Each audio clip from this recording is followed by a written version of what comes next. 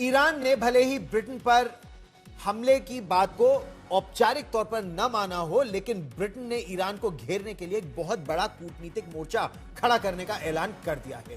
Britain के प्रधानमंत्री कियर Starmer ने ऐलान किया है कि इसी हफ्ते लंदन में हॉर्मूज जलडमरू मध्य को खुलवाने के लिए हॉर्मूज शिखर सम्मेलन का आयोजन होगा और दुनिया के 35 शक्तिशाली देशों ने समुद्री सुरक्षा और तेल आपूर्ति बहाल करने के लिए एक साझा घोषणा पत्र पर हस्ताक्षर भी कर दिया है। कियर स्टारमर का कहना यह है कि अंतरराष्ट्रीय स्थिरता के लिए सैन्य शक्ति और कूटनीति सक्रियता से एकजुट मोर्चा बनाना जरूरी है। यह ईरान की ओर से हॉर्मूज पर लगाए गए वो जो चोक होल्ड है, यानी केवल ईरान यह निर्धारित करेगा कि कौन से देश का जहाज हॉर्मूज जलडमरू मध्य से निकलेगा।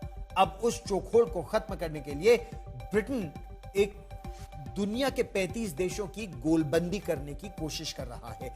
ऐसे समय में जब अमेरिका के राष्ट्रपति डोनाल्ड ट्रंप अमेरिका को युद्ध से निकलने और सहयोगियों को अपनी सुरक्षा खुद करने की बात कह रहे हैं, तब ब्रिटेन ने नेतृत्व संभालकर एक संदेश देना शुरू किया है कि नेटो और यूरोप की शक्तियां वैश्विक ऊर्जा सुरक्षा के मुद्दे पर पीछे नहीं हटेंगी। सिर्फ खाड़ी देश ही नहीं, बल्कि एशिया और यूरोप के 35 देशों का एक साथ आना ईरान के लिए भी एक बड़ा संदेश है। और इन 35 देशों की बात करें तो इसमें जापान, दक्षिण कोरिया और संभवतः भारत जैसे देश भी शामिल हो सकते हैं, क्योंकि हॉर्मूज जलडमरू मध्य में भारत की भी ऊर्जा सुरक्षा सीधे तौर पर यहां से जुड़ी है।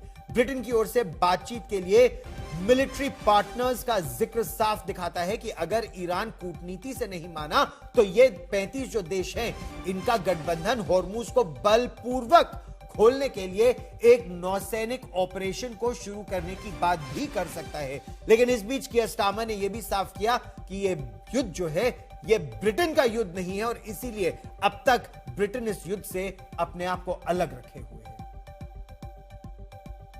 First, let me say once again, this is not our war.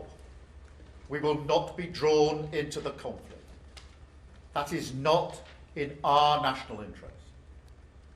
And the most effective way we can support the cost of living in Britain is to push for de-escalation in the Middle East and a reopening of the Strait of Hormuz, which is such a vital route for energy.